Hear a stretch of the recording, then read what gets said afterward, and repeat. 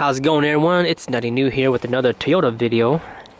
So if you guys watch my Instagram story, you guys know a little bit about what's going on, but I just want to make a quick video and update you guys on the new auction rig.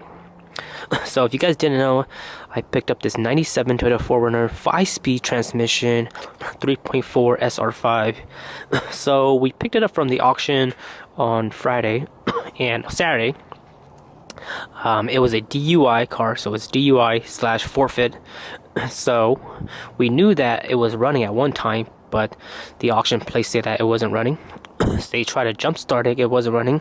When I went to go preview it, he used a jump box to start it up and it wouldn't start. I also checked the oil. The oil was good, it was just dirty. There wasn't no coolant in the oil or anything like that. But I also noticed that when I checked the radiator was fully empty. They dropped off Sunday. I jump started with my truck. It didn't work. It didn't start. It was getting power. I'm gonna post up a video of what it did. I'll post up a video of what symptom was doing.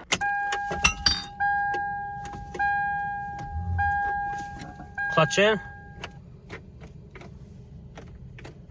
So after I got done jump starting it, I noticed that, or I heard that you should always check the starter relay.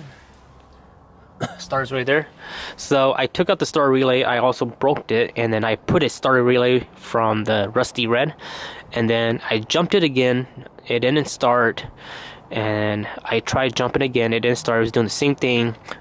And then I went down below, took off the shield, the metal shield from the beneath, and I checked the voltage at the starter, and it was getting 12 volts, and it was getting 12 volts while the battery was still being jumped with my truck without starting yet.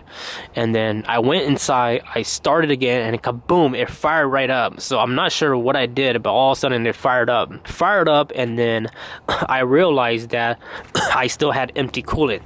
So I took a gallon of coolant, I rushed and poured it in, and then all of a sudden I just hear it gushing, and I look below here, and there is nothing but coolant on the back of the bell housing and rushing down. At first, I thought it was going to be a head gasket, or I thought it was going to be either one of these heater hose.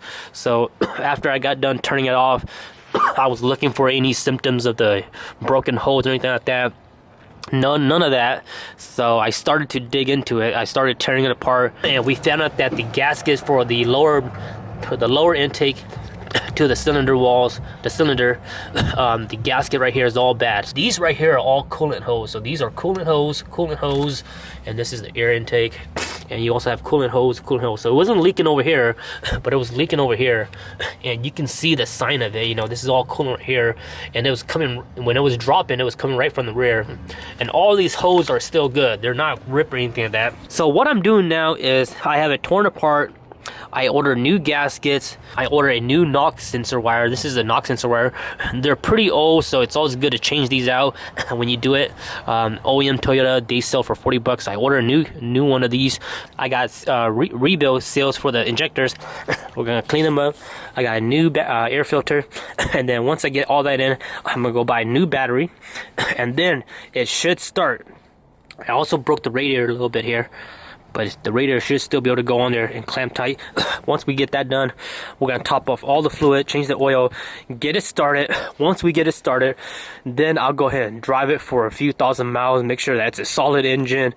Once we know it's a solid engine, I'll go ahead and start ordering other stuff like valve cover seals, timing belt kit, water pump, and all the other stuff that I want to do to the engine before I do the swap. Once we get that in, then we'll go ahead and start doing the 3/4 swap on this, and then we'll go ahead and part and sell out the rest of this 4Runner. So make sure you guys stay tuned for that. So that's the update on the Toyota 4Runner here. So if you guys got any tips, any questions, anything like that, let me know in the comment section. This thing also came with an alarm, and I gotta remove that because it's really getting annoying. Like every time when I had the power plugged on, the lights will flicker on, off, and stuff like that. So I found the fuse for the alarm, so I unplugged it, but I want to remove the whole thing if I can. But I might not do it because, like I said, I don't want to spend too much time on it. All I care right now is just for the motor.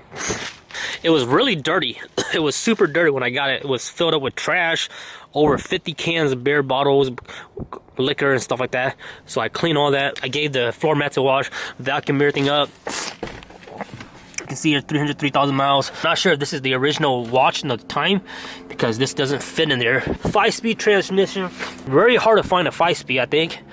I wish it had lockers, but it doesn't have lockers. Look at that, man. It's clean. Well, after I clean it, it's solid. Also has sunroof. Really nice sunroof. That is the 3rd gen 4Runner. This is my first time owning a 3rd gen 4Runner. And you can see minor dents here. Minor mud flats. A little bit dent right here.